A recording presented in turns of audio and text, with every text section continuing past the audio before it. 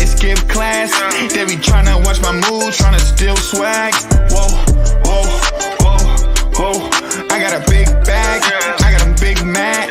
Gotta take them boys to school cause they skip class. They be tryna watch my mood, tryna steal swag. Hey everybody, what's going on, man? It's your boy G-Day Hoop Scout, man. Oh yeah, we finna get back at it, Mr. Dudes, man. Hey, we've been on a hiatus for a while, y'all. Today gonna be rocking solo dolo today. Everybody's busy, been really busy. I've been busy. Rob been busy, handling his business. Ant has a lot on his shoulders right now, a lot on his plate, and G Dot's on vacation right now. So, hey, we just chilling. It's the summertime, man. And so, summertime version of Shot Clock. Hey, how everybody been? What's everybody been doing? What's going on? What's the word? Y'all know how we do, man. Anytime y'all have anything to say, y'all can always comment in the bottom. We're gonna have 4 topics on today. All right, today we're gonna talk about, to commit or not to commit. We're gonna talk about, college readiness. We also gonna talk about, the live periods are among us. We're gonna talk about that as well. So it's really 3 things to talk about, and in the final segment, we're gonna kick it with a little Q&A, man. Any questions that y'all have, try to answer the best of my ability. Besides that, it's all about you guys, man. What's going on, Coach Stewart? Appreciate you, man. Hey, not just Coach Stewart, but a lot of people like, man, hey, we need the show back. So, like I stated a little bit ago, everybody's just been really busy. Everybody has a lot of things going on. And so, but hey, we're trying to give y'all what y'all need, or what you're asking for, per se. So once again, three hot topics on today that we're going to discuss. We're going to talk about to commit or not to commit. We're going to talk about college readiness, and then we're going to talk about the live periods being among us. If you are new to the show, hey, you can comment at any time. I try to get the comments on the screen as much as possible. And so that's what we're going to do. So before we get started, I gotta send off an email real quick, y'all. I'm gonna keep talking. Y'all stay there. Y'all don't go nowhere. Just talk to me a little bit, man. How's everything been going for everybody, man? How's business been for you guys? How has life been? What's your mental space right now going on? Rate 1 through 10, man. Business wise, 1 through 10. Personal life, 1 through 10. Mental state in life, 1 through 10. Just want to know how everybody's doing. Just trying to check in with everybody. I know it's been a minute. So just what's your mental state, 1 through 10. Business state, 1 through 10, and your personal, 1 through 10. Let that message send real quick, and then we're gonna get to these topics, man. We're gonna get on these topics. These topics is gonna be nice, man. All right. First topic that we got going on today. To commit or not to commit. I gotta get my timer on my phone, y'all, because I can go long on some of these, and so I don't want to hold everybody long. And so I'm gonna give myself 15 minutes per segment. This is a shot clock, so we got the clock rolling. All right, to commit or not to commit. That is the hot topic right now. That's going on. You have a lot of kids who have offers or have been getting offers. A lot of rising seniors. They're about to be seniors now. Class of 2021. They graduated from high school. Shout out to them. We're gonna get to them in a little bit with college readiness. So class 2021, shout out to them. Now these 2022 guys, they're rising seniors. Your 2023 guys are now rising juniors. All right, 2024 is going to become your sensational sophomores. And then you'll have, your incoming freshmen, your freshman orientation class will be coming in with your 2025s. And so to commit or not to commit, when is the right time to do so? That's what everybody wants to know. A lot of people feel like a lot of kids are just sitting on offers and not committing to the school. And so I just want to explain to those who are who may have a situation but they don't know what to do. Listen, it's okay. It's okay to commit. It is, because just because you commit to a school does not necessarily mean that you have to sign with that school. You're not signed to that school. You're just giving a verbal commitment. And so there's a big difference between just verbally committing to a school and signing to a school. And so you see a lot of these kids, a lot of kids out here right now who, what's going on, that man? Hey, he on vacation in Miami, man. Y'all see him, man. Palm trees in the back, man. He got the breeze in his head right now, man. He chilling, man. He probably got that shirt from one of the clubs or something. Look, from a club, man.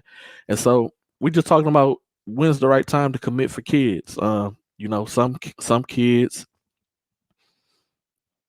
some kids want the whole recruitment process. People like to be wanted. They want to feel needed. And so, but you have to make sure that you go somewhere or that you choose somewhere where it's the right fit for you. And you have to, as Coach Stewart just said, man, y'all have to do your research before you even commit. You have to. You have to be very active in the recruitment process. You can't just LSU pops on the. I'm jumping ahead a little bit. So let's say that you got McNeese, you got Stephen F. A., you got Sam Houston, and then all of a sudden LSU pops in the picture. Boom. And so you have some kids who feel like, oh, now that this Power Five them popped in, I'm going to commit to them right now because they popped in, and then I'm assigned to them. That may not be the right fit for you. That may not be for you, and so you have to do your research on the school, on the coaches, what the coach likes to run. Do the research on who's playing there, who's coming back, who else they are recruiting. It's a lot of research that has to be done before you can make that decision. And I know it bothers a lot of people when they see kids post pictures when they're on a visit and they're in a jersey and it says hashtag not committed. Gita, I know you got a view on I really do on that one, but you were spitting so many jewels. I didn't want to interrupt. It man, that one kind of irks me a lot because I mean, what you want the kids to do? Like, you want misinformation to spread? Like, how does that work? Would you rather them not say not committed? Like, what does it really matter? Grumpy I'm not old men. That's what it really is. Grumpy old men. for some it is, and for others they feel like this is your only offer you got, and what are you waiting for? Like, what else are you waiting for? And so it's a lot of, man. This is Are right on we time. talking about offers or are we talking We're about talking about the not committing. committed? Oh, We're, well, you know how I feel about that. If you like them and they like you, why not be there? Because everybody can't be a player. And when I say that, it's a double entendre. A number one kid, he could flirt with about 10, 15 different ones, and it's okay. It's okay. But if you badly on the radar and you thinking you gonna hear from different coaches talk, coaches talk to different evaluators, coaches talk to different coaches. They're colleagues at the end of the day. So when kids don't commit, there's a couple of kids I thought should have committed during the pandemic when they got their offers. But I'm not nobody's guidance counselor. Like, that's just my personal opinion. Cause I know the ins and outs, and I know you can get in and get out of that if you don't want to. I've seen kids be pressured into D1 situations that they wasn't comfortable in, and didn't end up going to that campus, and it ended up working out for the best of both parties. But everybody wants to reinvent the wheel sometimes when We really don't have to. We don't. This couldn't have been said better, man. It's a lot of misinformation out there, man, and that's the new clout. That's what people like to chase, and it goes back to we say this all the time. Coach Stewart was probably the first one who really said it, and we say it all the time, and we've been saying this since like early December. Parents and people like to be lied to. Hey, they do, and guess what? It's just as Coach Stewart also said. Guess they're dating you.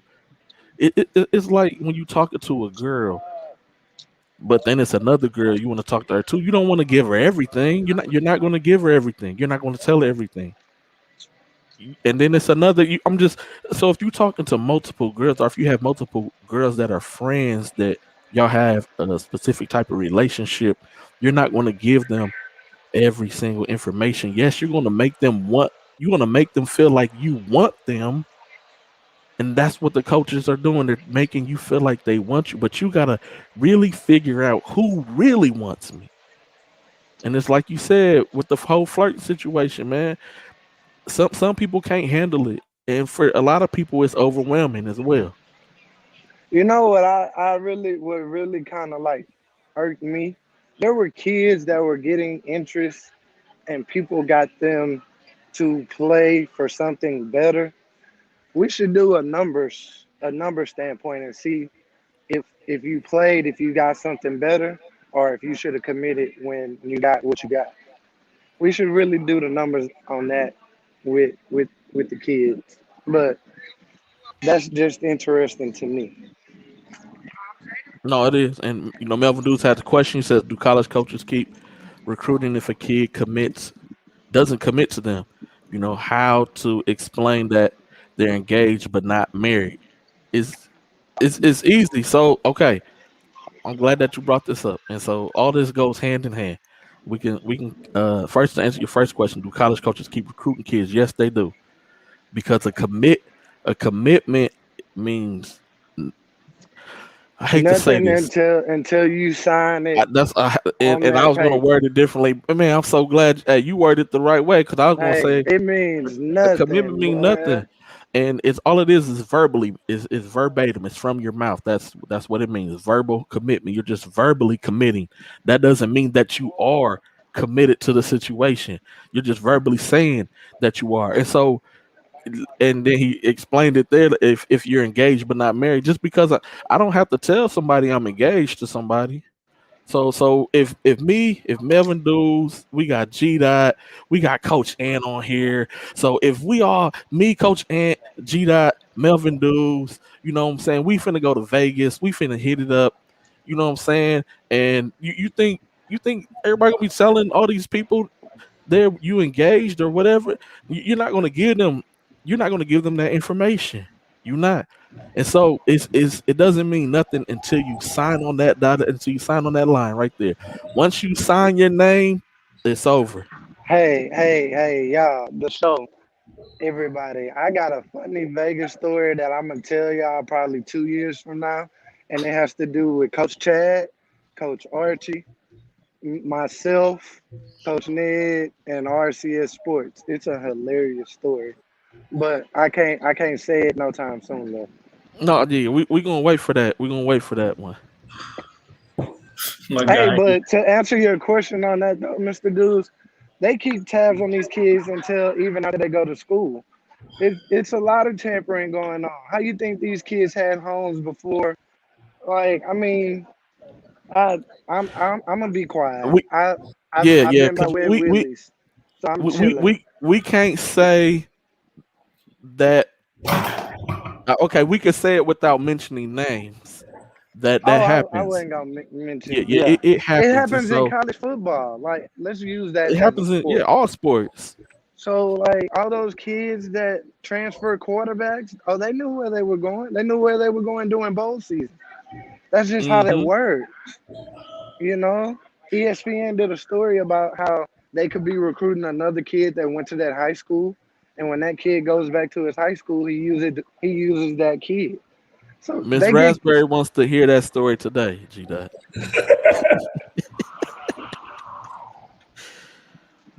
I can't. I can't. I gotta We wait till those kids get out of high school first. yeah, Hey, hey, is my dude in Miami with the Palm Beach trees behind him and stuff? yeah, man. He in Miami kicking it, man. This dude here be like, No, I'm not kicking it. I'm actually working. I went to go see the Boozer twins last night, and I also went to go see some other basketball. So I was actually working. It just Oh yeah, looked yeah. fun. Oh my, I can't say we can't say that, but I'm gonna say you're kicking it. I know what you're there for. You're kicking it though. I appreciate you. that's You're what's up. kicking it. I like the backdrop. I like it. I like it. I Oh like yeah, it. yeah. That's nice, man. That's nice, man. He says that's how social and that's that we gonna change topics real quick with this. Ooh, I You can't. I okay? So really want to talk as about that, but an I don't want to. hold on. As an event director, you first off, you should already know it's not even a live period of time. So college coaches can't come out. I don't care if it's an assistant, recruiting coordinator, video coordinator, whatever their title may be at the university. They cannot come to an event wearing any paraphernalia from that university, saying that they represent that university. However, coaches can go to an event dressed as a regular person if they are there, if they have a kid, a son, or they're there to watch a nephew, a niece, something like that. That's the only way a coach could be in the building, but they cannot actively recruit even if they're there just with family. They can't say anything. And so coaches, it's tough for coaches. And so as an event director, you should already know it's not a live period. Secondly, if it's a coach from LSU coming to your event, but ain't no other schools, ain't even no local coaches coming from, I'm talking about like some D3, some JUCOs, they ain't coming, but a LSU is coming. Something that's flag number two right there. Flag number two, and I'm gonna leave it alone after that, man. Hey, hold on. Let me talk to you from a PR standpoint, right? Go ahead. Let me market my skills and services. First of all, okay, I get it. Excuse my French, but players fuck up, right? You might have lost in the hustle and bustle and forgot that it was a dead weekend, right? So let's just be honest. You should have got in front of it. You should have partnered with him and maybe got some free promotion or something. Like, don't be the butt of the joke on the back end. That's all I'm saying. Yeah, I'd have been like, oh, for real, tag us. But we gotta apologize to this kid because this is kind of serious in our area.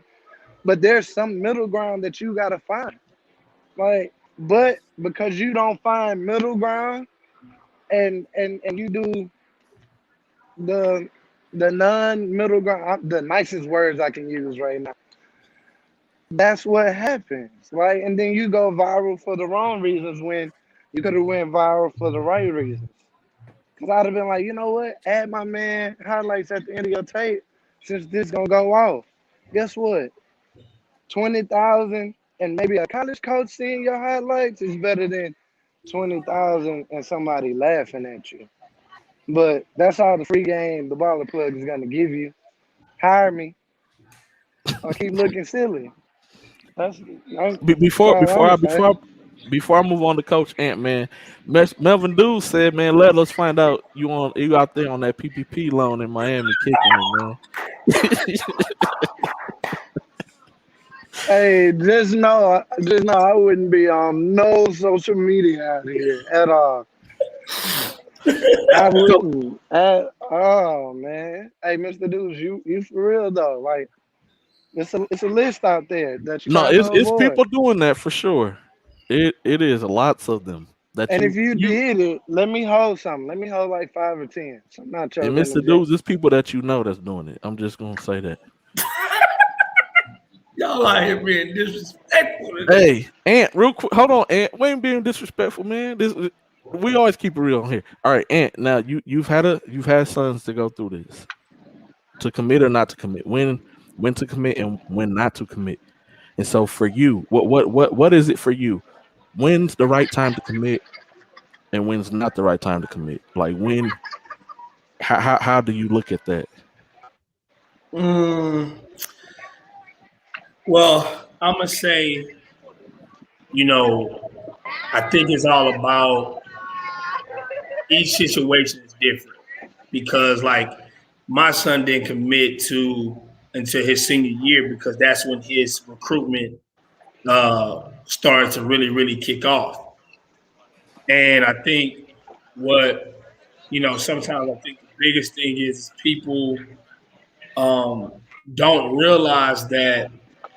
Let's say a kid starts off with a good, like he's doing well, and he getting schools to like him and stuff like that, and say it's his, going into his it's his junior year, going into the summer before his senior year, and he's having a really good situation.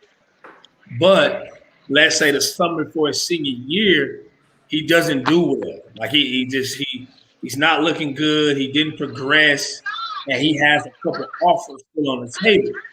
At that point, I think you need to commit because sometimes what people don't understand is that those scholarships can go away.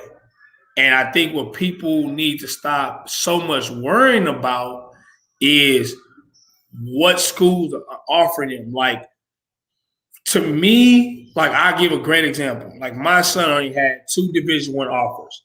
He had the Navy and he had McNeese.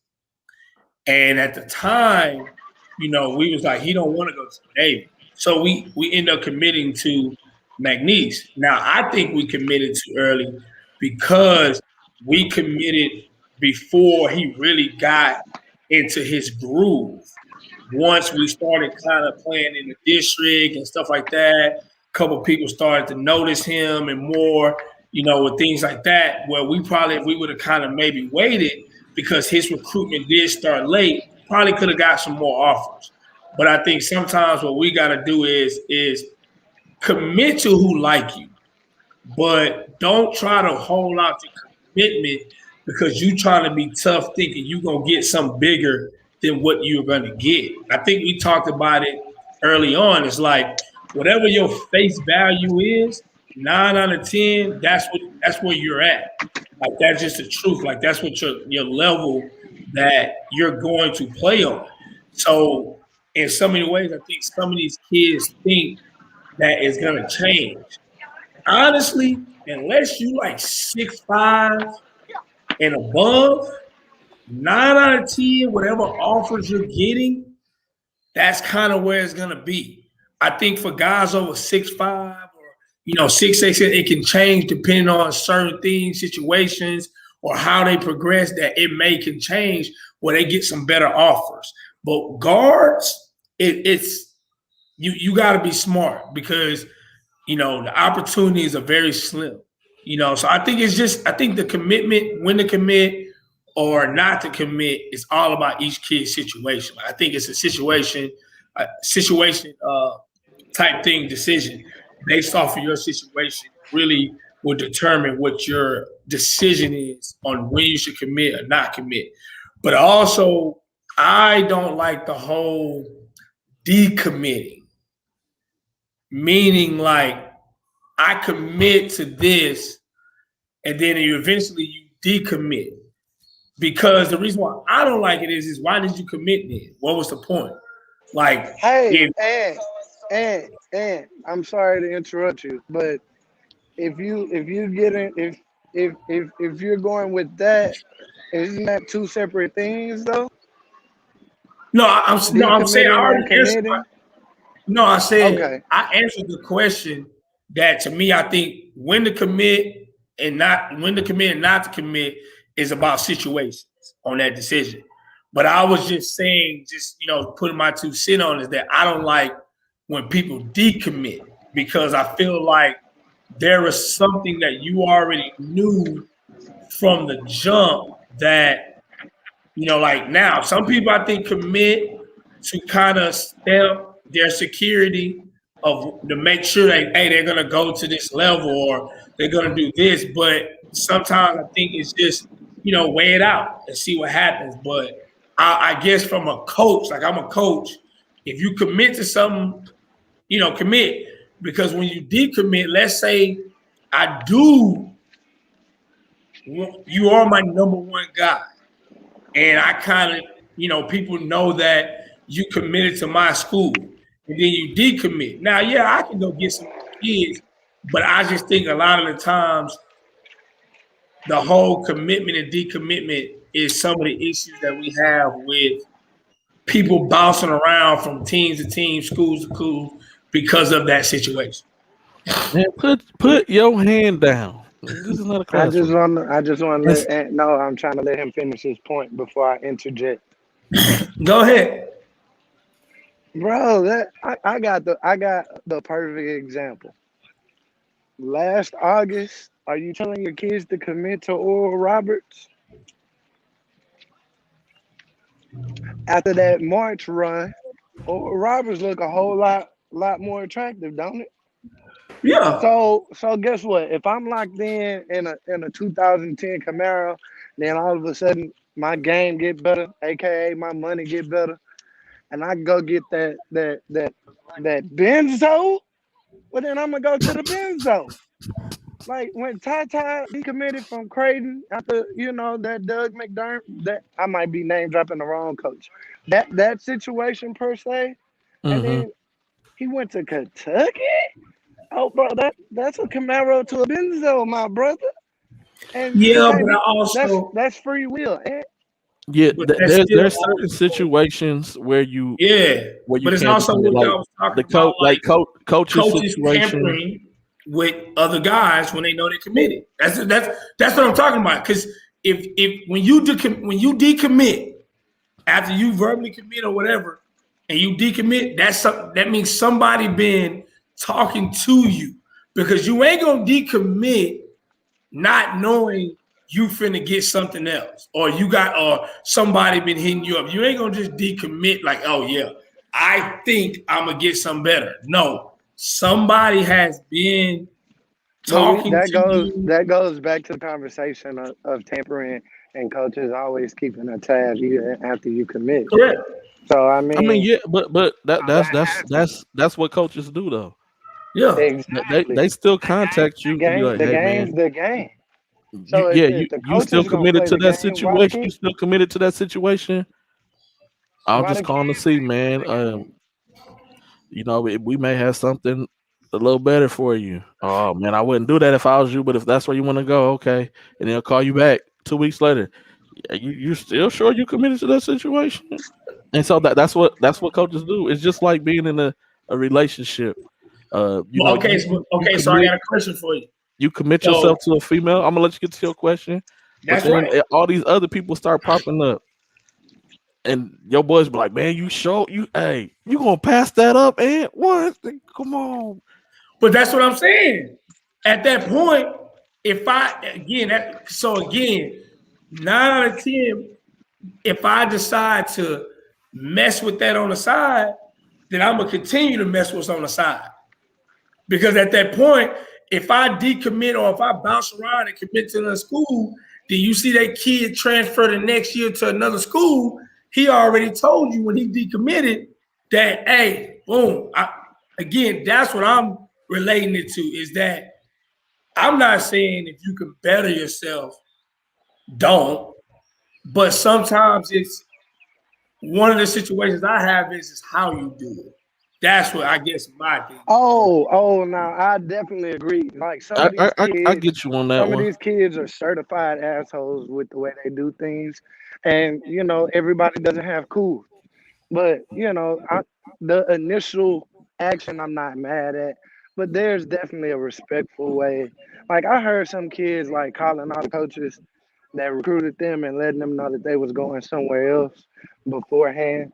Like Yeah, and that's it's all cool. about how you raise. Yeah. Hey, not to And interrupt. that's what he just said. You can't follow kids for following examples that's put in front of them. And so Exactly. that's like somebody who grows up in trap situations. You can't fault that person if that's all, because that's all they seen growing up. That's all they know. And if nobody try to give them some type of experience outside of that, you can't necessarily fault them for following that situation, or following a situation where it was abusive household and they become abusive later on, so on and so forth situations. And so, it's all about how you're raised. At the end of the day, Coach Stewart said, "Hey, some people can't afford to maintain that Benz." That's true. Uh, G Dot man, That's true. I That's res- true. I respect you, Coach Stewart. We some not people we can't. not They can't we though. not we not talking about those lookalikes though. We're talking about those guys, not those lookalikes. And But again, some people decommit and go somewhere else and can't handle what they went to commit to.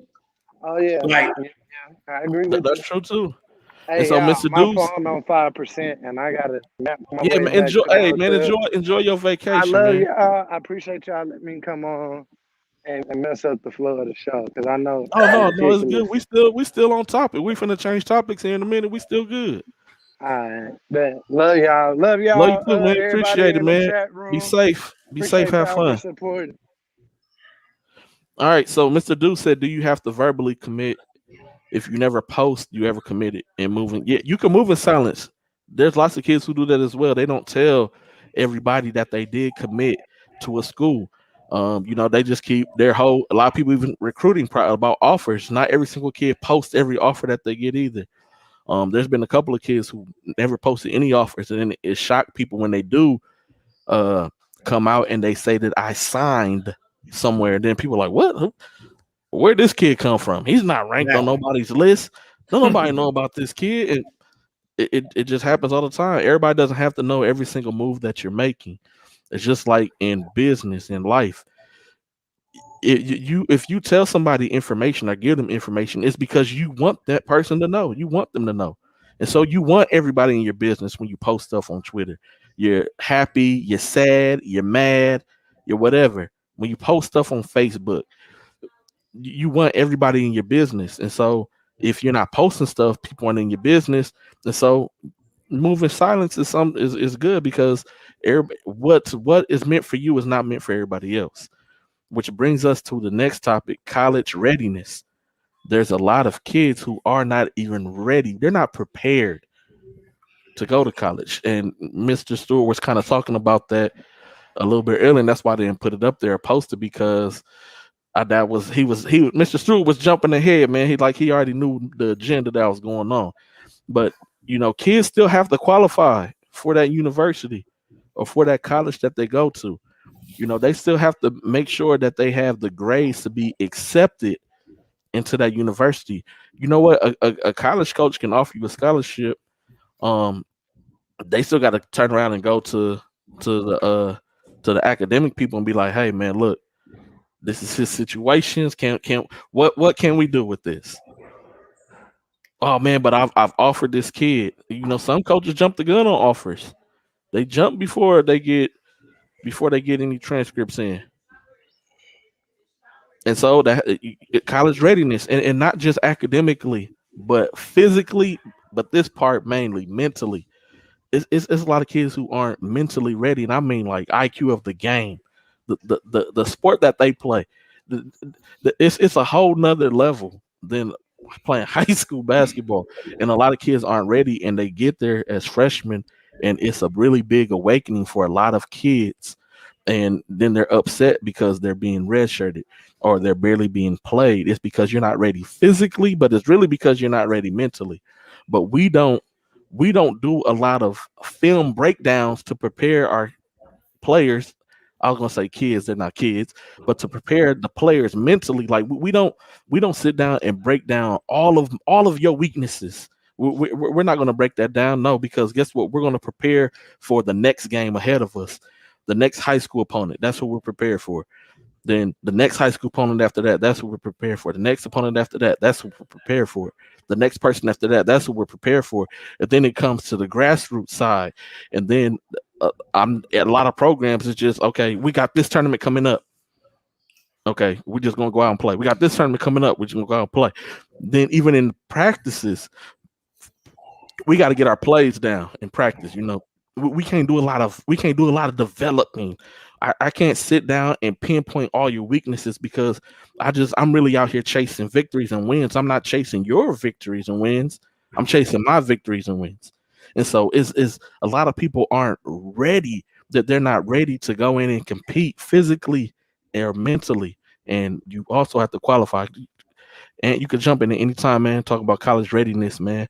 A lot of Well, people it's just, I mean, I guess it's for me, it's one of those things that I'm an example of that. Meaning, like, again, when my son went to McNeese, I knew skill, basketball, that level, conditioning, all that, he was ready. But the biggest thing that he still needed to do was mature. So when he redshirted, I knew it was the right thing to do because he still needed to grow up and mature, to handle himself on campus with grown men who live life different than he does and, goes through different things. And I think the biggest thing that sometimes we need to understand that as well, is a lot of these kids that I watch, it's one or the other. They can be very skilled and very good, but I'll be like, they're not mentally ready. Like toughness, being around grown men and different things, that happens. Or their mental is good, but skill set, they, like you said, they don't really have a true skill set with their game or understand the IQ or smart enough to play college basketball. And I think that's where we're lacking a lot of, is teaching kids. We're so worried about the highlight films and things like that. And then you go see a kid play and you're like, well, shit, he really can't even shoot the ball. Like, man, he really can't handle the ball and things like that. Or he's really athletic, and we got some guys in the league right now who getting embarrassed on Twitter because he's not good enough, But he was a great athlete in high school and in college athletically, but his game is just not where it needs to be. So, I mean, I think we have to get better. Keyword athletic. He was Yep. He was just athletic, gifted Yep. athletically, not a skill set for the next level. Even in college, his skill set wasn't even that of a college player skill set. He just was more athletic than everybody else, and he was bigger for the position he was playing. that he played. That was it. I think that was one of the famous things that we see a lot in Houston, where, my son needs to play point guard. My son, and in his situation, people allowed it to happen, but it hurt him in the long run. Where sometimes people don't allow it to happen. They tell people straight off the back, like, "Hey, he can't play that position. That ain't." And I think that was one of the biggest mistakes, is that people allowed it. I had a coach the other day say, when are we going to start taking responsibilities for those type of actions? He said, one of my coaches, he used to coach for Hard Work. He said, at one point, do evaluators, past coaches, trainers, and media take accountability for Ben Simmons' lack of development? You all place a huge premium on his athletic abilities and dismiss the clear deficiencies in his game before his NBA career. And it's like, that's true. We do that a lot. We see a kid, he athletic, we use him, this and that, he doing it. And then when you really start watching this game, you're like, well, shoot, man, he's not skilled. He can't shoot the ball. And we got to stop doing that. Like, we really do. Like, we really have to start teaching kids how to play and be really, really, really ready for college. Like, I'll be honest with you. I feel like there's some guys who have an NBA game but can't play college basketball. But the issue is, you got to be able to play college basketball to get to the NBA. Meaning, there's kids out here who train and things like that, how to play one-on-one basketball, play on the island and things like that. But they don't even teach kids how to pass and cut, run a motion offense, how to read, how to come off there. Like, you got to teach kids all those things, man. Like, if not, it's going to hurt them eventually. It ain't always about the one-on-one, beating the guy off the bounce every time. You got to be able to know how to make reads and understand how to play defense. Now, defense may not be what people talk about like they used to, where it was like you can get recruited to play defense. Now, yes, you can get recruited to play defense, but you got to have some offense with it. But you see some kids now who got a really good offensive set, but defensively, they can't guard a ghost. So it's like, it just is what it is. And it's because no one is forcing the issue to play defense, though. No, it's not. No. As well. Man, I ain't gonna lie to you. And I'm not jabbing at him.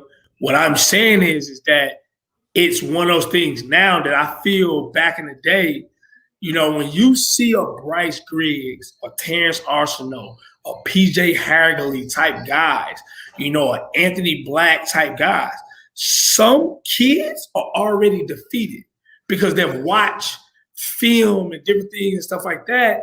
Where back in the day, we'd be like, hey, shit, I want to play defense. Hey, I'm gonna get up in him. Like, hey, nowadays it's kind of like some kids are already defeated because of what they see instead of like, hey, man, like I'm gonna play. Hey, we just saying. And sometimes I'll be real with you. That is a big issue when you see a lot of stuff now with these kids and stuff like that. It's like, man, sometimes people don't even want to play defense. People don't want to touch people. They worry about getting crossed or getting dunked on. That happens. The best players get dunked on. The best players have gotten crossed.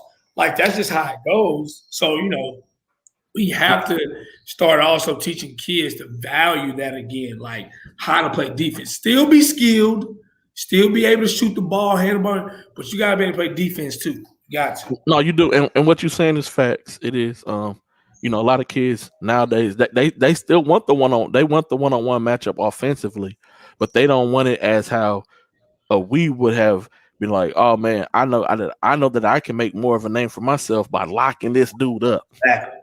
And then turn around and doing some scoring. Now I still want the matchup, but I just want to showcase what I could do offensively because I know he's not going to guard me either. Nope. So we both going to sit out here and score 30 points. His may look a little bit better than mine, but at the end of the day, we both finished with 30 points. Exactly. You know, Cato said the best GPAs mean more than clout posts, but a lot of people don't. They're not going to see that. Also, can you handle social challenges on being on college campus? You kind of hit on that earlier. It's some grown men. It's some people who living differently. You know, you may have grew up in a house with mom, dad, never having to want for nothing, and your roommate may be a guy who came from nothing. Exactly. And all he know is grind, get after it, and he just lives a different grimy type of lifestyle than you do. That's still mental readiness. These are things we're not talking about. And that's what he said, who talks about the importance of managed time effectively while on the college campus. Those are things a lot of people don't hit at. Mr. Dude says, would you advise an unsigned senior to play in an unsigned senior tournament or to hit up college tryouts? Go to some college tryouts. That's my advice. You could play. You could play as an unsigned senior. There's nothing wrong with that. Nothing at all. This is my thing about that. If a team pick you up as an unsigned senior and you're playing with 17U guys and you don't start, that's not a good situation for you. Because you're an unsigned senior. I've seen some unsigned seniors come off the bench on some 17U teams. I'm like, then why are you doing it? You do better just, like you said, go to some college tryouts, try to get in front of some college coaches. But it's funny because I'm old, and G-Day, you won in Houston. But back in the day, when I first started coaching AAU and stuff like that, there was a team. Man, I can't even think about the kid name, but he went to Dulles High School. Back in the day, he played with the Gallegos twins. He was really, really good. And him and a couple unsigned seniors who didn't really have a lot of looks because they went to a lot of small schools, at the time in the suburbs, who wasn't getting any type of love. This is before Fort Bend was as big as it is now. And, kind of how people getting respect out of there. And they played on a full, it was like all unsigned seniors, like 8 of them. And it was like the best situation I ever seen for unsigned seniors because they were playing in a lot of the big tournaments, the Gassos and things like that. And those kids all ended up with scholarships. But it was the way it was set up and created where they were always kind of playing at events where college coaches could be at and things like that. I feel like with the unsigned senior situation, we have to say if you're going to help an unsigned senior, either make an unsigned senior team or that unsigned league has been a position to be in the forefront because sometimes I feel like some of it, when I see some of these guys, it's a waste because some of the schools they're committing to, they already had on their list, or they could have already committed once the school year was over. You know what I'm saying? Like, it's back to what we said. Whatever your value is, that's what your value is. Your value may not go up. So, yeah. And I mean, I'm with both with y'all. You know, why not? You could do both. But definitely hit up some tryouts at colleges because you still have to qualify. Once again, it still goes back to that qualifying for the school. Like, you can go and try out, and then the coach be like, "Okay, let's see if we can get you a walk-on spot." Or, hey, man, you may even start out on the practice squad. Nothing wrong with that either. But you still gotta, okay, you can hoop a little bit, but can I get you in this school? You know, what's your academics like? So that still plays a major part as well. And before we jump into and so just college readiness, Mr. Dews, I'm gonna get to this question.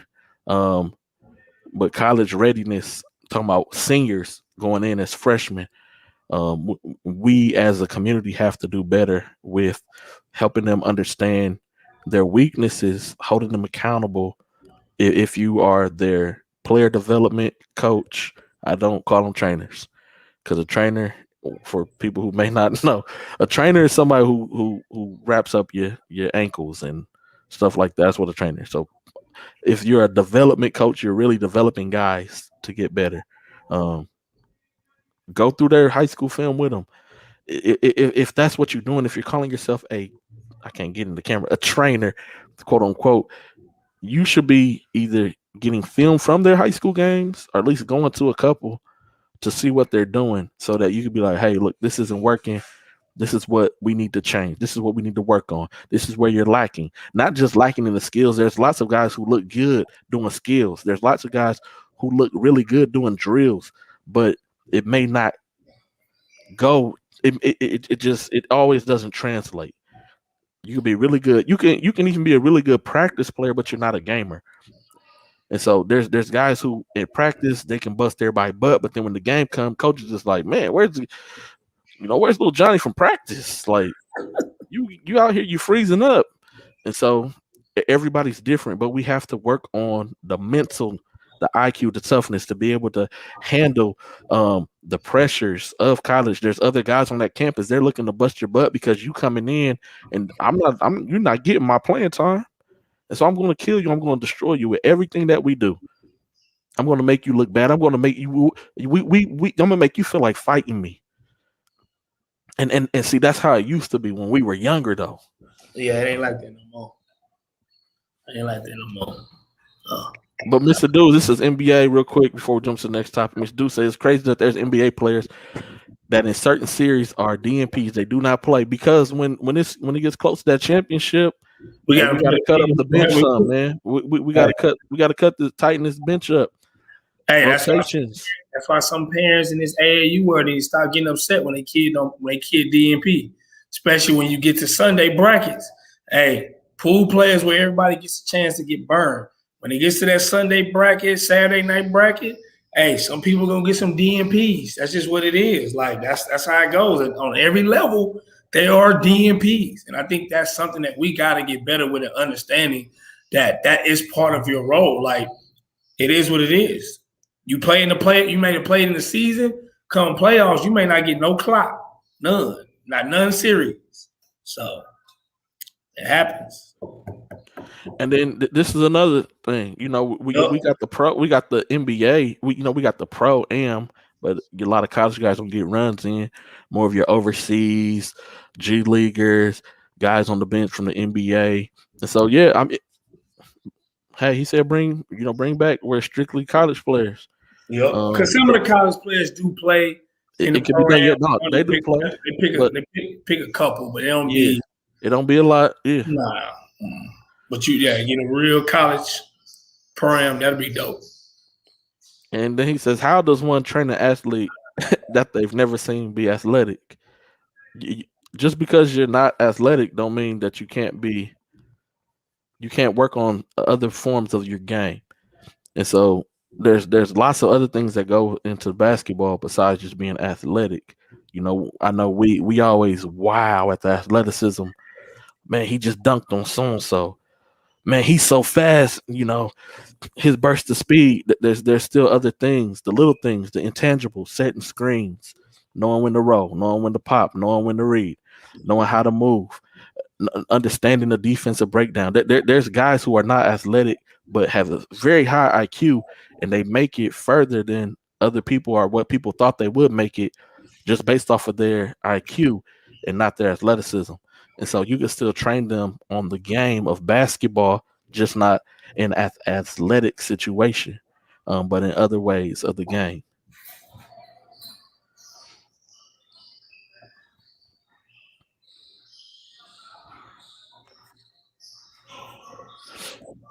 Says the Rockets have a top 4 pick. Can we get number 1? I don't know if the Rockets gonna get the number 1 draft pick, man. Um, we'll see. I mean, didn't the lottery already it happened today, right? It's happening today. The NBA lottery is happening today. I have to check. But I don't know. I don't know if they're going to end up with the number 1 pick or what their chances are. It doesn't matter. They still not going to do right with the pick. It's the Rockets. I can't speak on that. I'm not a Houstonian, so all the Houston teams suck in the general manager office. So it doesn't matter. They doesn't matter. Texans suck. Rockets suck. So the GM. Yes. Yeah, the mind is the most important muscle, the muscle that people use the least. We have to train our minds. That goes with that IQ, man. The college readiness. That's the biggest part about being ready for college is mental. Talking about on the court mental, off the court mental. That's the biggest part. That they're gonna get you in better shape than what you were in high school. They're gonna put muscle on you. They're gonna, some kids are gonna get stronger. They're gonna get faster. They're gonna be able to jump higher. Because they're still growing within their bodies and they know how to push certain type of bodies to a certain length to make them be more ready for what's going on. But we have to prepare them mentally before they get there and not just throw them out there and expect for them to do big things, man. Brings us to the next topic, final topic of the night. Live periods are among us. Coach Ant just talked about you got to tighten up that bench because of bracket play starting. That bench has just got a lot tighter because live has started. It's the live period started last weekend for the high school kids for the state of Texas. It's going to be this weekend for high school basketball. Then everybody will get a 2-week break. No, hold on, a 1-week break, really? Because after this weekend, you got 4th of July weekend. Then after that's live. So after this high school live period that's about to take place this Friday, Saturday, and Sunday in Duncanville, Texas, at the TABC Showcase. After that high school live, you have 1 week off, and you getting right back to it. Right back to it in July. July is back like it used to, excuse me, but July is back like it used to be. 3 live weekends in July. Hey, it's time to get this thing cranked up, turned up. Live periods are among us. So with live periods being back, hey, it's going to be a lot of disappointments. It's going to be a lot of disappointments. There's going to be a lot of upset parents for playing time. There's going to be a lot of upset players because, I played in front of a coach, but nobody is contacting me.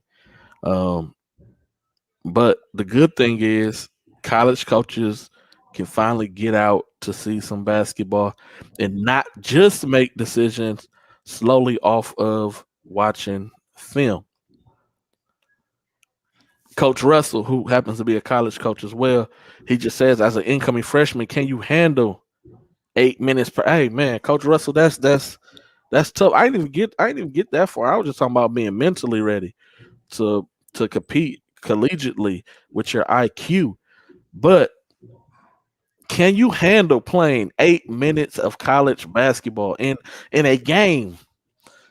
8 minutes is 1 quarter for high school basketball. College basketball, 2 20-minute halves. But can you handle playing 8 minutes a game? I don't think people really understand how tough it is, physically and mentally tough it is to play college basketball, to get in the game. Like it's not that's not something simple. So if you are, my thing was, if you're a freshman and you're playing more than 6 minutes a game, you cool. Like that's cool to me. To me, it's cool. To others, it's not. That's to a lot of people. That's not enough. That's not good enough. Dudes out here being disrespectful. Dudes not being disrespectful, but I'm saying Melvin dudes out here telling people, "Oh man, is that true? Tyler Smith playing with high school?" Oh yeah. We can talk about that real quick because we're talking about the live period. Hold on. Tyler Smith is playing with the I school at the TABC showcase. Yes, he is. Because remember, people could play as individuals. This is and because it's and so because it's in high school live period and it's not a high school sanctioned event, you could play with a school that has entered into this event, even if you do not go to that school. Okay. All right. All I'm gonna say is don't come up here next month. No. Miss Nashawn said he's not leaving Houston. Okay. He's not. But it's also, I think it's also his school didn't get in. Yeah, no, I got you.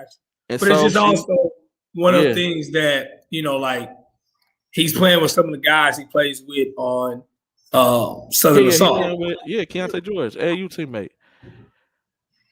Yep. And they've also added Arterio Morris from Dallas Showtime. He's gonna be going to high school next year. They're bringing in the kid from New York, point guard. He got a couple of offers. He's gonna be going to high school next year as well. And so that they got a couple of pieces over there. They should be solid, man. Stop shaking your head. I'm just saying, bro. They said the Rockets got the number 2 pick, man. Okay, whatever. We ain't gonna do right. Maybe Cade Cunningham dropped number 2. And the Rockets get Cade Cunningham, man. I'm just saying it can happen. I do not want to hurt that young man's career like that. I don't. It can happen. The Rockets, Cade. I'm not saying he's gonna carry the Rockets as a rookie. I need him to go somewhere where he can really be good at, because that kid is good. I don't need him to come to the Rockets and be in a bad situation with bad coaching and bad GMs and owners. Like, I don't, man. I'm a Houstonian, but the Rockets ain't never, man, since Hakeem Olajuwon. Like, I mean, they did Hakeem Olajuwon dirty, trading him to the Raptors. Like, come on, bro. Like, so. But I'm gonna get to the gritty on this live period, since my boy G-Day out here being nice. Hold on. Before you get gritty, man. Hold on. I gotta answer these questions before you go there. All right. So Ms. Raspberry said one of their players can't play because the transfer was complete. So the transfer didn't go through yet. So a kid who's transferring into Cy Ranch, I won't mention his name, he won't be able to play because his transfer didn't go through. Now that's a district. That's just them following district protocols. But for this event, it doesn't matter unless somebody. But Houston shiesty, so you never know. So for this kid, best to play it safe. Just play it safe. Just play it safe. But for this event, the rules for this event, you don't have to. Mr. Dude said that I thought that you were put in a pool. You get to choose your teams now. And so yes, you do get put in a pool. They randomly put you on teams. But there's always loopholes in all rules. You just got to learn. You got to look. You got to go read the rules. Just like when you get instructions to put something together. A lot of times you just look at the picture, you put it together. You don't read the instructions. He said Bryce Griggs is playing with high school as well. You don't read the rules. No, I'm gonna get to that. You don't read the you don't no and slow down, slow down. You don't read you don't read the rules like NBA rules. Like who knew about a gather step before James Harden entered the NBA? Nobody. No, because nobody was doing that. So James Harden found a loophole in the NBA rules, did a gather step. Look at just at the NFL with reading people's lips, with deflate gate, all these different. There was never any rules for any of these things, and so then they make a rule, and then same thing with baseball with the Houston Astros when they're deciphering people's codes. That was never a rule. It wasn't, but now it is, and so there's always loopholes to rules, and so Bryce Griggs is not playing with high school. He's not. He's playing. Hightower is playing an event. He's playing with Hightower. I don't want the Rockets to get Evan Mobley. I don't. For the same reasons why Ant doesn't want the Rockets to get Cade Cunningham. Hey, I'm just telling you. But yeah, none of this is UIL rule. As Coach Stewart was saying, like this event has nothing to do with the UIL. This all has to do with the National Federation of High School. So this it's kind of above them, and it's a live period, so they're not being as strict on it as it will be during the actual school season. Yep. But no, it has nothing to do with the fact that the high school is not a UIL school. This event does not follow UIL rules because the TABC also has TAPS. You know, they have TCAL, like they have college coaches that's a part of the TABC, but then the TABC is also partnered with the National Federation of High School. That's why they were able to take the situation where that only they can do the high school live periods in the state of Texas. But go ahead now, Ant. You can go on and you can get grimy live period. A lot of movement going on, man. A lot of movement, a lot of lies too. We know that. We know that. Hey, a lot of lies. So, I mean, I'm ready for the live period. I mean, you know, you got a lot of circuits going on. You know, you got the Peace Jam. They got like almost 2 weeks. I think that's gonna be dope. They got the Adidas, you got the Under Armour, you got the Under Armour, and you got the NY to LA circuit, you know, that we're on. But, you know, the biggest thing that, you know, I guess, man, with all this movement before the live period, I just really hope a lot of these organizations understand if they are aligned to these kids and things like that, man, about what they're going to be able to offer them, you know, what they're going to be able to, the tournaments they're going to get in. I really hope parents go and read and learn because, this year is going to be one of them years, I think, you know, kids, it's a special year. Like, they're going to get their live period back. They didn't get it last year. And I think, you know, you don't want any kids to be messed over, you know, with bad decisions from not the parents, but bad decisions from the coaches and these handlers, you know, not giving parents full information, or they are giving them full information but don't really know what they're talking about. Because I'm going to be honest with you, like, you can't get added to a circuit when it's already been started. You know, you can't get added to it. You know, you got to know what's going on, because when these circuits have events, like if you're on Adidas, you're on Adidas. You can't get added to Adidas when it comes to the live period.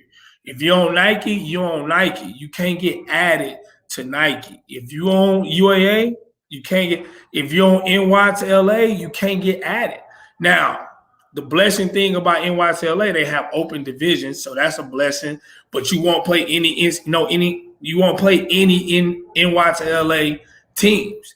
So for me, I just hope that, you know, a lot of stuff, you know, all this movement, these different things that have happened with different teams breaking up and stuff like that.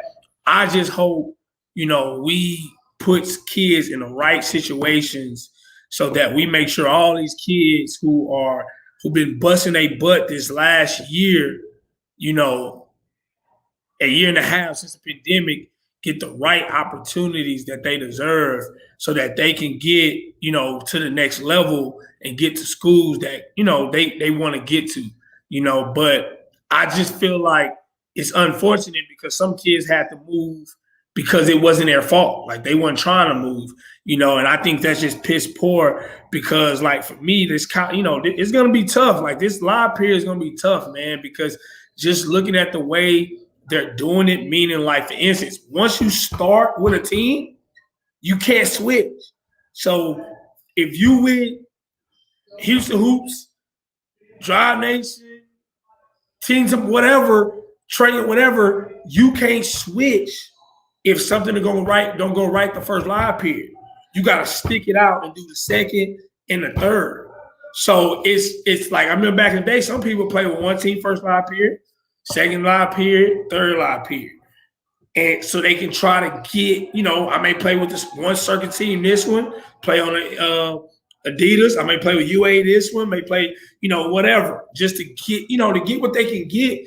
But now you can't do that. So I really, really, really want people to be transparent with these parents and these kids because you're putting people's life in jeopardy when you don't give them the real, all true information. And I don't want to see that. And it's not me worrying about my team looking bad. I like my team. I'm good. But it's making sure all these kids in the city, Houston, Dallas, whatever, make sure, man, this live period is going to be very important. So make sure you know what's going on with information, how you're going to be playing, where you're going to be playing at. Make sure everything's locked in, loaded, where you see that, hey, these tournaments are paid for. Because you can't do, like a regular tournament. Oh, yeah, we going here. Oh, no, we couldn't get in because, the waiting, they had us on waiting lists and this and that. Like, heck no, like, can't do that with live period, man. Like, you got to make sure these kids, because, G-Day, like you informed me, once you do the rosters and everything and live period start, that's where you at. I was like, dang, like, that sucks. Like, that really sucks because anything can happen, man. So you got to make sure you know what you're doing. For sure, for sure. Yeah, this year is different than others. I don't know if it's the whole trying to change the moving around of college basketball deal. But that's just how it is this for this year. Who's to say next year they go back to the old way? You never know. But for this year, yeah, once you locked in, that's it. That's the team. You got to roll with that team. And I know this happens at a lot of events as well. My team gets eliminated, so I finished the tournament with another team. I finished the tournament with a different team at that same tournament. You can't do that. Can't do that during the live periods. Once your team is done, you're done. That's just how it goes. Just make sure that you make the most out of the situation, whatever situation you're in. Make sure that you make the most out of that. That means don't go out there just looking to score the basketball. Show that I could play defense, that I could facilitate. Big facts. That I communicate very well. I talk really loud on the floor. I'm a general. I'm a leader. I'm a good morale guy because when I'm on the bench, I'm clapping. I'm standing up. I'm cheering. And so make sure your attitude is like your body language on the bench. Make sure you engage because a lot of people understand, man. Like I hate seeing. I was walking by a bench in the tournament, and the coach was talking to his team, his players about their body language on the bench and stuff like that. And like, man, kids don't understand like how important that is to coaches, like how your demeanor, your attitude, all that is. You know what I'm saying? I think a lot of people just get so caught up into just the numbers game. I scored this much points, so I did this. And parents, please don't be acting a fool in these tournaments because you hurting your kid too. Like if you in the stands talking crazy, talking about this, oh man, the referee trash, and then just letting you know, you hurting your kids. You hurting your kids. Like you just are. Some of that I get it because sometimes referees are trash. Like, gee, they know I don't care for the refs. I don't. I'm sorry. I love y'all. Some of y'all out there, some of y'all be killing me out here, man, with these calls. But you gotta protect your kid as well. Don't be fighting no coaches. Don't be arguing with the coaches. And things like that after a tournament because maybe he didn't play that much. Like all that can really hurt your kid. Like it really can. No, it will, man. What's going on, Mr. Jordan, Mr. McDaniels, man. Glad that y'all can tune in, chime in with the comments. Appreciate that. And so Mr. Jordan had a question. I'm gonna get to your question too, Mr. Dudes, about what games I'm looking forward to seeing. So he said, what's the penalty for finishing with another team after your previous team was eliminated during the live period? I have to look at what the penalty is, but it used to be you couldn't participate in the next live period. So if that rule stays the same, I mean, I know that you can't, like it says that you can't like switch teams during the live period. And so if that rule is the same where you penalize yourself, why? I mean, so it's an individual thing, not a team thing. So why would you as an individual penalize yourself from playing? This is what you say that you want to play college basketball. So you're given the opportunity to play in front of a college head coach, assistant coach, second assistant, video coordinator, recruiter, whatever it is that's going to be there representing that university or college. Why penalize yourself and do that? I mean, that's not a good that's not a good situation, not a good look for you either. Then he says, will body language get overlooked if you're a 7-foot monster? More than likely, yeah, it may.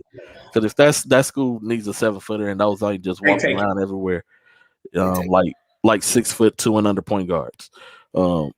It's just not a lot of 7-footers just walking around everywhere. But it is my goal to one day do a grassroots team. Everybody 6'9" and taller. I'm gonna have like an 8-man roster. Everybody 6'9" and taller, man. I don't care if they ain't got no guard skills. Somebody gonna have to become the guard. 6'9" and taller, man. That's just always been one of my dreams, man. And so it can for certain type of kids. So we'll say if there was a Michael Jordan high school type player out there where every blue blood is offering them all the Power 5s is after they already know what they're getting with that kid. So for a kid like that, a kid that's already known by college coaches, yes, that stuff like that will get overlooked. If you're fresh blood, new to the scene, they have no clue who you are. You don't want to. Once again, why penalize yourself? Why jeopardize something that you say that you want to do? You say you want to play college basketball. So why do that? Why act like an asshole? Mr. Dude said you can change the teams the last live period week so you don't get penalized. See, look, it's always a loophole. It's always a loophole in all rules. It is. It's always a loophole. Yep. It's always a loophole. And depth chart is big, but man, Slim, right before you got on, we was talking about that. Well, he was talking about what he was talking about was Mr. Dudes asked, does it mean anything if during the live period the assistant coach comes to see you, but the head coach goes to see someone else that plays that kid's same position? Like, oh man, hey, let me dive in here. This I like that question because this is my field, man. It's what I do, and so this is I'm gonna give y'all a little insight on what colleges do. And so sometimes at an event, if there's multiple prospects that they're recruiting or looking at an event, the head coach will watch one game, assistant coach will watch another game, and if another assistant is there, he'll watch another game. That's on day one, right? And so then they all get together during dinner, go over notes. So now the head coach will go see whoever the assistant coach seen and then that other assistant would go where the head coach was and go watch that team, and then so they'll rotate. They'll rotate games, and they may see somebody else because of the opponent, and so they'll rotate. They'll go back. They'll share notes, and now on whatever their last day of being there, whoever stood out the most to them is going to be where you see the head coach and the assistant and whoever his top assistant is. They're going to be watching that game on that very last day together, and then that doesn't mean that they're going to offer you that. They're just now I'm going to put you on my recruiting board. It's like having a draft board. I'm going to put you on my recruiting board. Now I have to go back. Now once all the live periods is over, we gotta scramble and get it together. Okay, who's our number one priority, number two, number three, number four, number five, all the way down to number 10. And that's just how that goes. And so there may be many different coaches that come and watch your game. Regardless who's there, you gotta hoop. You gotta play your game. Regardless who's in front of you, you have to play your game because you can play a really good game where the head coach was there, but then the assistants come and they're like, and then they go back and be like, yeah, maybe it was the opponent he played they just weren't that good, coach, because what we've seen, he didn't look good. And so you just want to make sure that you're consistent the whole entire weekend. Yep. Make sure you're consistent the whole entire weekend.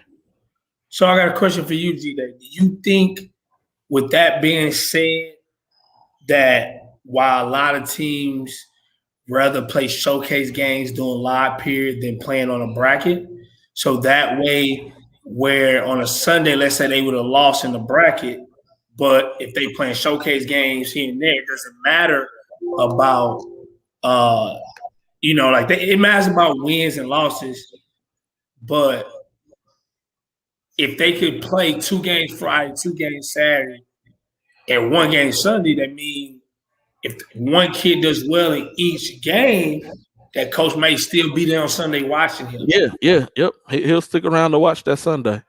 And so that is a benefit with playing showcase over tournament during live period. But any other time, no. Just play tournament, get as many games in as you can, because it's more so about the reps versus the wins. Correct. Wins only matter so little because, yes, a college coach wants someone who can win a basketball game. I want a winner, but if you lose the game, that's not going to stop me from recruiting you. That doesn't stop me from recruiting because you don't win. And so that's why wins and losses mean nothing, because it's really an individual accolade. Because I've never seen a college coach be like, I'm offering every single kid on your team. That's not going to happen. They're not going to come watch G-Day's elite play, and I got 8 guys, and that coach is going to offer every single 8 guy on my team, all 8 guys on my team. He going to offer one, maybe do a buddy pass. Just to get him, I really got to get the guy number 8 on the bench is who I really got to get to come to my school, because he's really the best friend of the star player. Correct. Well, G-Day, I got to go finish this practice, man. Oh, yeah. Go get the practice, man. And I'm about to wrap up here pretty soon, man. Appreciate you for hopping on, man. No problem. See y'all later, man. Peace. Yes, sir. As far as the big man camps go, I have no clue about that, Mr. Jordan, but I will try to get you some answers on why there are no big man or post camps here in Houston area. Mr. Dude says, so if no one, he says, so if none of the coaches watching you on Sunday, you better call and commit to see if they're still off on the table. But just because they're not watching you on that Sunday don't mean that they don't like you. It's just that you didn't do at that event, you didn't do enough to make them want to come back. Because sometimes, okay, I seen enough. I seen what I need to see. But then there's other cases where it's, oh, man, okay, I'm really intrigued. I didn't know he could do that. Oh, I didn't know he did this. I didn't know he played that way. Okay, maybe that game was just a fluke. Let me check him out again. The assistant coach goes next day. Oh man, and so okay. Oh, well, he didn't do that when I was there, so it's more of an intrigue thing. I'm intrigued now. Let's see. Let's go and see how he handles it on this last day. His body's beat up. He's fatigued. Okay, now let's see how he handles this type of pressure. And so that's how they're looking at it. They're not just looking at it as necessarily, okay, his team's winning all the games, so he's a winner or he's on a winning team. That means he's good. No. Or his team lost a couple of games. So since they're losing, it's no point in standing around and watching them. No, it's about what you do as an individual within the team concept.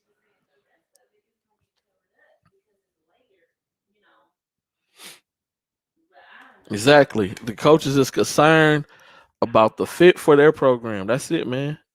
That's what they. That's all that matters to them. Does he fit with what I do? And then it goes back to an earlier conversation when we was talking about college readiness as coming in as a incoming freshman.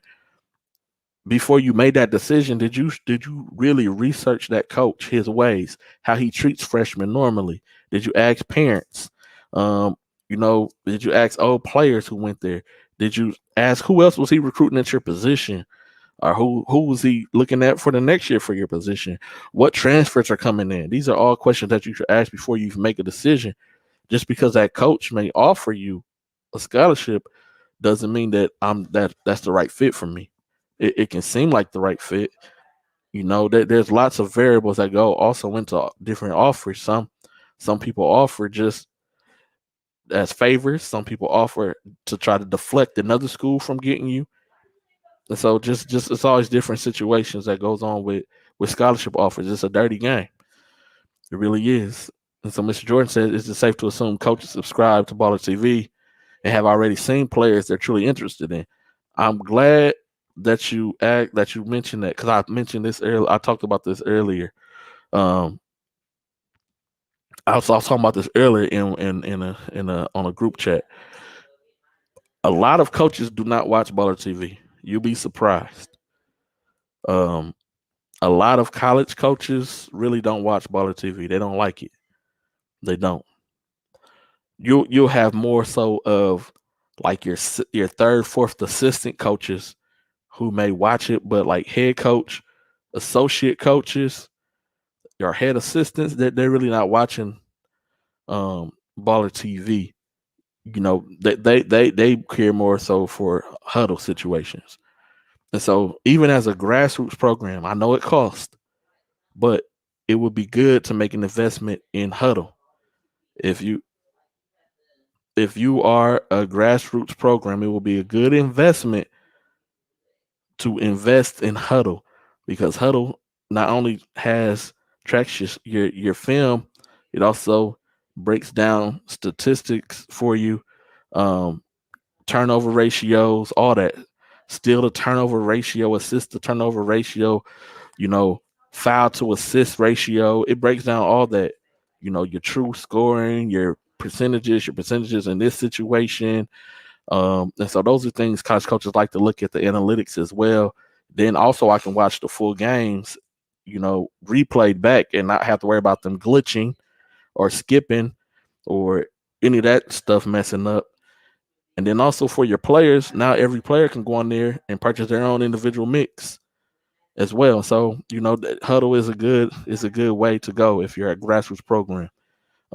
Just something for you that you might want to invest in. And so there's and so they don't really like Baller TV too much. As Mr. Slim said, Baller TV is trash. Man, right on the money. College coaches are like politicians, like car salesmen, man. It's their job to sell you the school.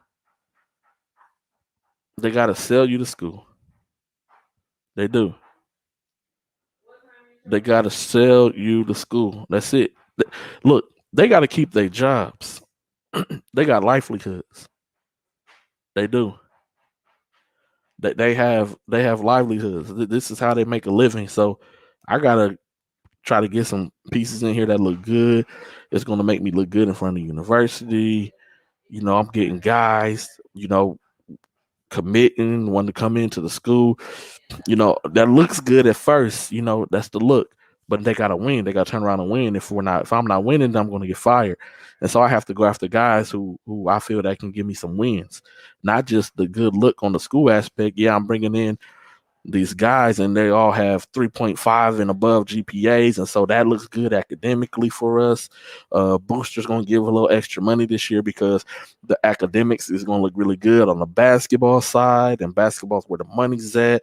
But I still got to produce and get wins, and so for them, this is their job, this is their life at stake, and so that's why they are them politicians, why they are them used car salesmen. You know, they'll tell you one thing, and it can mean absolutely nothing at all. And no disrespect to any college coach out there, but that's just the game. You know, game recognized game. And yeah, trash is the understatement for Baller TV, man. Baller TV is horrible at times. Can players upload their own content on Huddle? No, because you have to record with the iPad that is connected to the Huddle. It's just like, you know, colleges, they use a program called Synergy, college and NBA. They use a program called Synergy. Synergy is amazing. It's awesome, man. Synergy is tough, man. Hey, man, get with any college kid that and who sits and studies and break down film, and how simple Synergy makes it for you to break down film of your opponent and also break down film on yourself. Like Synergy, it'll show you. You can go on Synergy and type in, if you have an account, or if you're a college coach or an NBA coach, NBA scout, whatever, you got an account, you go on there and you be like, shooting percentage from the right side of the floor. It'll bring up it'll bring up all of your shots from the right side of the floor. Every shot that you shoot, percentages, the likelihood of you making it here, there. And so that's what Synergy does, man. You can sit down and break down Michael Jordan's game, Kobe Bryant's game, their likelihood, their tendencies, and just because you break it down, don't mean you're gonna stop them. But it breaks down any and everything. You know, what's his every time he turns his back to the basket. Show me that. Show me that. Show me his post. Show me his footwork in the post. Anything that you can possibly think of, it'll break it down for you and pull up nothing but a specific player doing just that, man. Synergy will expose you. It will, and make you more efficient. I like that. Yeah, but yeah, I love Synergy, man. Um, High schools don't use it. It's very costly, so that's why high schools go with Huddle. You know, and that's why college coaches like Huddle, because it can at least get them some type of analytics to go along with the video. And that's what I do as well. And so that's why coaches like me as well, because I can give them analytics to go along with videos. You have to make it make sense. And so, yeah, hey, Mr. Jordan, if you got access to Synergy, man, you may have to send me over your login, man. I had a college buddy who lost his job, so I don't have access no more, man. But yeah, I love Synergy, man.